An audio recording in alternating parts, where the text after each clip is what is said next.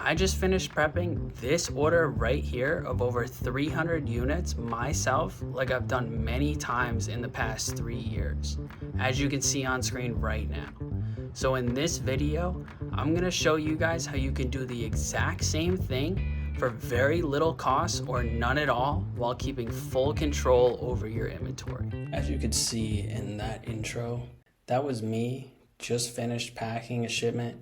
The reason why I can do that, like I said in the intro, is because I have an in-house prepper. So we're gonna break down exactly the pros and cons of having an in-house prepper versus using a prep center versus doing self-prep. And we're gonna start off just from this list. I opened up a couple prep centers, and if you haven't watched the video on how to get a prep center and everything, breaking that down, go check that out. It's called How to Sell on Amazon from Anywhere.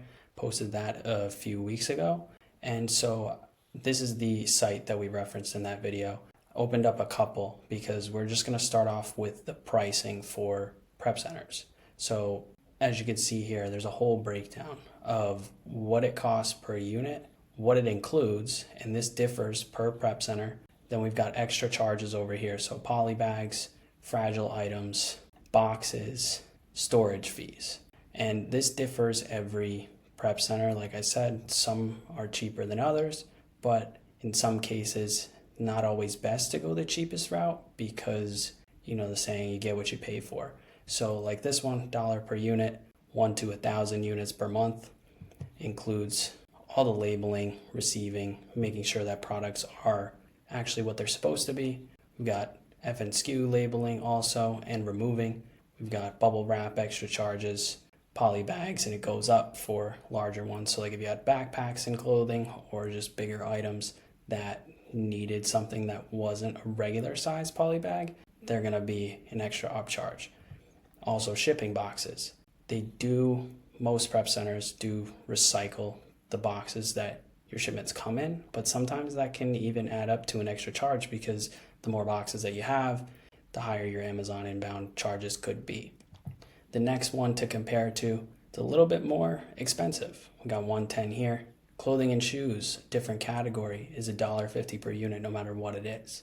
A lot of prep centers do have that as well. Then we've got bundling fees here if you're doing wholesale or just multi-packs of OA items.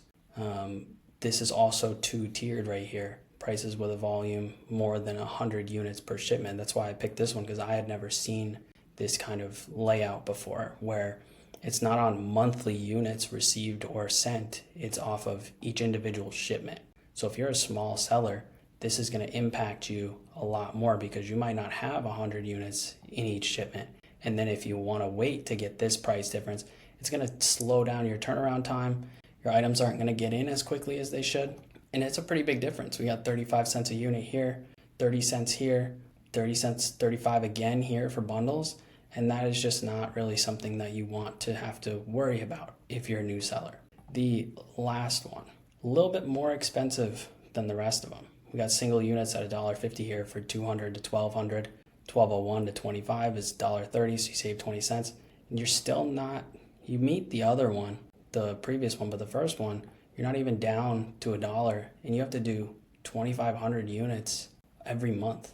And we've got also additional fees here. 30 cents a multi-pack, which is the same across, $2 for small oversized shoes, $2.50. That's a lot for packing one pair of shoes. And this all goes to say, because I have used prep centers before, I've used a couple of them actually over the years, but I just really like the in-house prep model the best. And it's kind of hard to do in some people's situations because maybe you don't have somebody that could do it. And I got really lucky that I do have somebody that wanted to do it and asked me if they could do it. And a couple reasons for keeping that instead of doing a prep center. I have full control over my inventory. And when I say full control, you do also have full control over if you send it to a prep center, but there are a couple of advantages. So I can hold items for as long as I wanted to without getting extra fees. I can return items that maybe price tanked and I need to send back, and I won't get charged for doing that. And prep centers that I used, they all charged a flat fee for a return, whether it was 1 item, 10 items, 50 items, it was the same price, but you still had to pay to send stuff back. So at that point, you're at a loss on each return. I can also kind of communicate a lot easier because there's no set hours of operation like a prep center does. Maybe it's 9 to 5, 9 to 8, something like that, where if you need help with something after those set hours, you're not going to get a response until the next day. And to me, that just didn't really fit my goals. It just wasn't right for me. So I've got this chart right here just to kind of make it a lot simpler as I walk through this. And if you want to just take a screenshot of this, you can.